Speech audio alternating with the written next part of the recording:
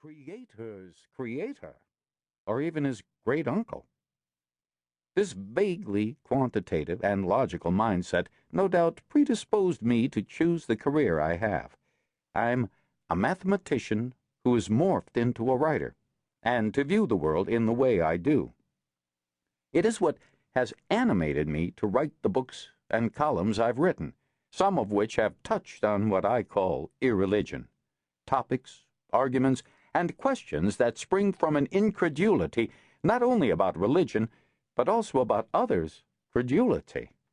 As this and the above anecdotes suggest, I've always found the various arguments for the existence of God that I've come across wanting. There is an inherent illogic to all of the arguments that I've never dealt with head-on. Here in Irreligion, I've attempted to do so. My approach in this book is informal and brisk. At least I hope it is. Not ceremonious and plodding. At least I hope it isn't.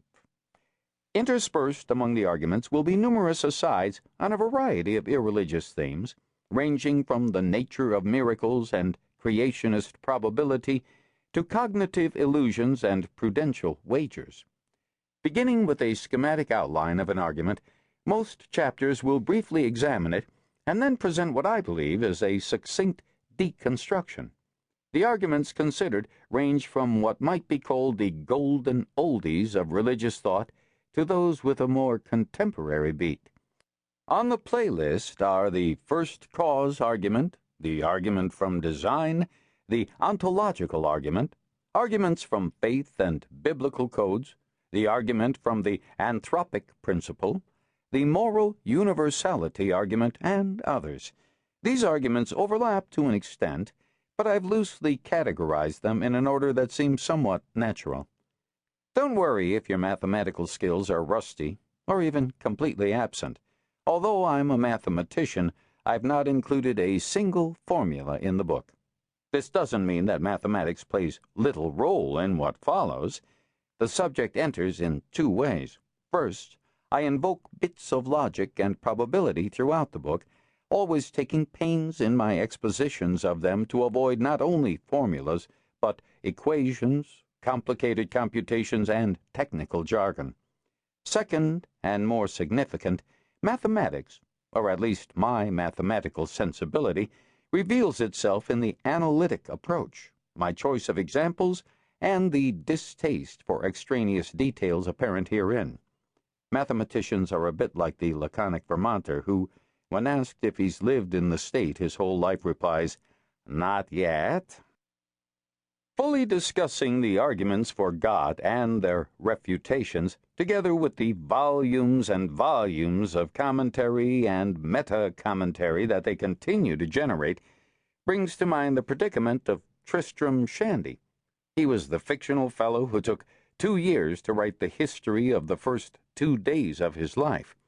In an effort to avoid Shandy's fate and not lose the withered forest for the debunked trees, I've tried in this book, actually more of a handbook or a compendium, to sketch with a lightly heretical touch only the most trenchant refutations of the arguments for God.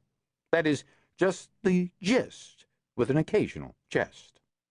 These refutations, some new and idiosyncratic, but many dating back centuries or even millennia, are not nearly as widely known as they once were, and therefore I believe there is value in having them all available in one place. For this reason, I've here adapted some sections from the other books and columns of mine that I mentioned above. This effort is especially important now, given this country's rampant scripture-spouting religiosity and the policies and debacles to which it has already led and to which it may further lead. A representative of the Enlightenment, which, unfortunately, sometimes seems to be in the process of being repealed, Voltaire presciently observed, "Those who can make you believe absurdities can make you commit atrocities." This dire forecast is all the more likely to come to pass when politicians and a substantial portion of a large political party are among the most effective purveyors of beliefs such as